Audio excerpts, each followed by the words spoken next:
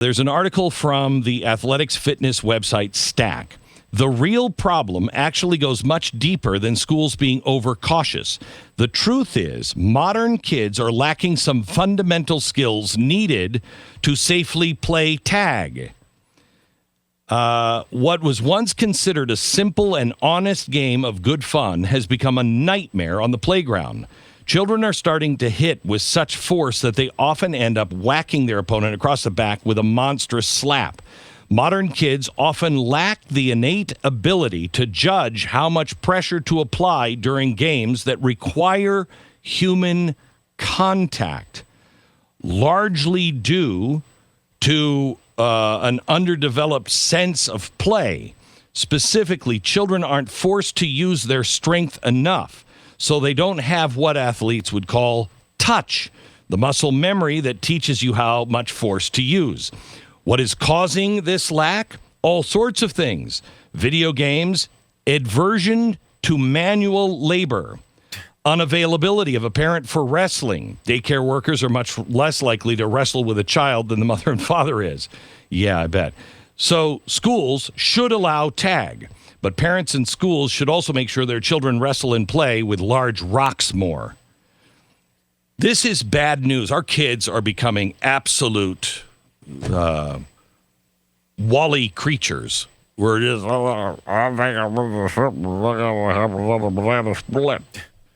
we're just not able to do anything anymore. And our kids got to get physical again. We have to be able to play tag. You know, I think I just wish Walt Disney would have lived another 10 years because I think he might have changed the world even more than he already did. And that's because Epcot was not it was not an amusement park. It wasn't a theme park. It was an experimental prototype city of tomorrow. And for instance, all of the houses had parks in between them. So the houses would face the park, and there wasn't a street in front of the house. It was a park in front of the house because he felt neighbors were losing contact with themselves because they would go in the front door and then they would go into their backyard where everybody had a fence, and they wouldn't sit out on the porch anymore. Their kids wouldn't play out in the front yard anymore. It was always in the backyard with a fence. So he thought, in the 1960s and late 1950s, let's put houses with a park in between them so they could go and play. I think that's an ingenious idea, and especially today when no pedophile can live within a mile of a park. Imagine if all of our towns had the houses with a park in front. Huh. But I think that our kids need to just go out and play, and not organized play.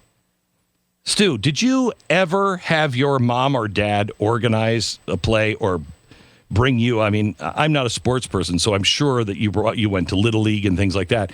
But my parents would always say, go outside and play. Go find some friends and play. I mean, right? 90% of that. I mean, yes, I did Little League. You had occasional like basketball leagues or something you'd jump into. But generally speaking, 90% of the athletics you'd participate in would be in someone's backyard, in a game that you arrange on the fly. Correct. You know, make up the rules as you go along. That's kind of how it works. Right. And it doesn't work that way now. I mean, I'm they don't 100% as guilty as anyone with this. Like my kid is, both of my kids are in organized sports. They play them all the time. Yeah, they'll have their friends over and they'll make up games and they'll go swimming and they'll do all those things. But it's the percentage of time they spend on just improv rather than something that is separate from that. It's totally upside down. And if they can't rule themselves, if they can't put a game themselves, and when people were arguing, they didn't go run for mom. My mom would have said, work it out. Work it out. If you can't work it out, if you're always looking to an adult, an authority, a figure, to tell you what to do, to tell you what the rules are, and to settle all the scores, you have no ability to actually rule yourself in a free society. None. You don't understand it. I think that's true. And I think it's this is something that we've talked about before with the free range kids program, which is a really great idea. Talking about how kids should be able to kind of roam and they should go to parks by themselves. And I will say, as a parent, even a parent who spends a good chunk of his time, researching crime statistics, knowing that it's safer now for kids than it ever has been to do such activities. It is safer than it ever has been. And yet, even as a parent who knows that information, it's really hard to think of hey, just let my kid wander the neighborhood. That seems insane to me, despite the fact that I live in a relatively safe community. And despite the fact that kids, I don't know about lately, but just as early as 5 years ago, your kids are safer than they were in the 1970s.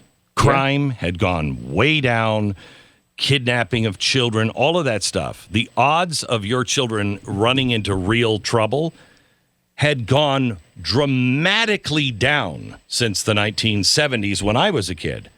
And yet we all just feel like they're everywhere. They're everywhere. You got to keep the kids locked in the house. Yeah. No, I mean, no, you don't. I'm a lot of this is media based, right? I think people now consume so many news stories. They see terrible things that happen in one community 1,000 miles away. And it's hard not to apply that to your own life and worry about it. But I mean, like the stat that blows me away. I mean, we talk about stats all the time. I'm a bit of a numbers geek, but like, the stat that I think is maybe the most shocking statistic that I've ever found in all the time I've been doing this show and all the other shows that we've worked on is that when I was in high school, this is in the 1990s, when I was in high school, I was 4 times as likely to die in a school shooting than I am today. 4 times as likely to die in a school shooting in the 90s than people are today. Was that because there were no mass shootings? There were just shootings of one kid at a time? Yeah, and a lot of it's that, like there were tons and tons of shootings that happened 1 and 2 people rather than a spectacular, 14. horrible 13, 14. And we know about those stories much more. But I'd hesitate to believe that if you go back and ask one of those parents whose one kid was shot in a school shooting, whether they'd care if they were shot in a 1-person shooting or a 30-person. I don't think they'd care at all. The bottom line is that a lot of these things have improved. Now, we've seen a bit of a turnaround since the summer of 2020 or so, where we've seen these rates rise up in ways that are really scary and increasing and giving us trends that look bad. But still, the improvements from when I was a kid and when you were a kid are incredible. I mean, it's been a real miracle, and despite the fact that we've tripled the amount of guns in this country. This is going to sound really harsh, and I don't mean it as harsh, but I want to make a point here. It's almost like in the old days, we were like, oh, yeah, I mean, of course he was shot. He was, bad kid or, whatever. But now it's this psychopathic, bloodlust that is so hard to understand. Yeah, I don't want to downplay the school shooting thing. I mean, part of the reason why it's so terrible today is because it feels like it happens in these communities to innocent children, not kids that were like, and I remember in drug gangs. Yeah. I remember bad things happening to kids, in my area back in the day. And usually it was the kids who were wrapped up with the wrong crew. And it's like, you could be the best kid in the world, walk into school ready to hand in your A+ book report and get shot. I understand why that's a news-making thing. And I also understand it because it's such a difficult problem to solve. You're talking about people who generally don't have records. They don't have these problems. A lot of times they get a hold of guns that they didn't even buy or they got somehow illegally. They come in and they just decide they're going to do these terrible things. Of course, I understand why they're big news stories, but I do think we cover them completely inappropriately. We give the people who are the murderers in these cases the attention that they are desiring, which is a horrible, horrible reason. And every study shows it causes more of these things to happen. And yet, especially when people don't have a purpose in their life. Kids are looking for meaning. They're looking for a purpose in life.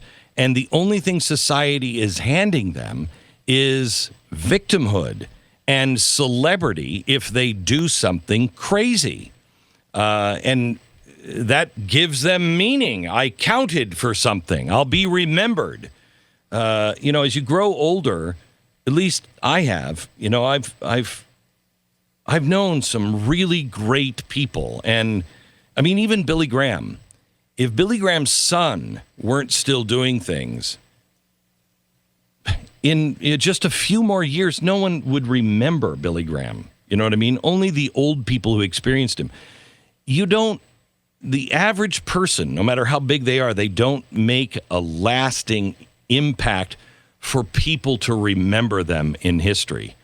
And in this particular time of life, our kids are being taught that's the only thing that matters is fame. That's a very dangerous thing. Yeah, I think that's true. Yeah. And again, people will replace these foundational beliefs with something. We're not capable of having nothing. So people create when they don't have the struggles, when they don't have the foundational beliefs, they will apply those things. They'll find it. Now, the Matrix, Glenn, a lot of people bring up the red pill, blue pill. Everyone's got a colored pill. And of course, that's a big part of the movie. But I think an underrated part of the movie that just happens briefly is they talk about how the first plan for the Matrix was this idea that, they created where everyone would have the perfect life. They tried it. Instead of giving everyone this horrible life that, Neo got later on, the first version of the Matrix for the people, yes, they were harvesting their organs, but the Matrix itself was actually great. It prevented no problems. Everything was wonderful. And human beings rejected it because they couldn't possibly live in a world where they couldn't create these problems for themselves. Well, and you see this, back in the day, you were facing horrible racists that were murdering people. Yep. And now we're facing statues of those people. And our big conflict is, oh my gosh, will they let this statue of this bad person exist? The bad person doesn't exist anymore. Now it's a statue of the person we're supposed to be worried about. We create these problems no matter what. It is amazing. Real quickly, and then I've got to take a break. It reminds me of the. Do you remember the old Twilight Zone series? And there was one episode with this mob guy who was a card player, he was a card shark. He used to play around with the dames, And an angel came to him, and he died. And he's like, "Look, but don't worry, you get everything you want. What do you want? I want some dames, and I want to win at cards." And he won every time. He got any beautiful woman every time. He had whatever he wanted. At the end, he was like, "I don't like it here. I want to go to the other place." And he's like, "What other place?" "I want to go, to hell where all the bad guys are. I don't really belong here." And he's like, "What makes you think you're in heaven? This is hell." And that's kind of the same story. You have to have resistance is important. Opposition in all things. It's part of life.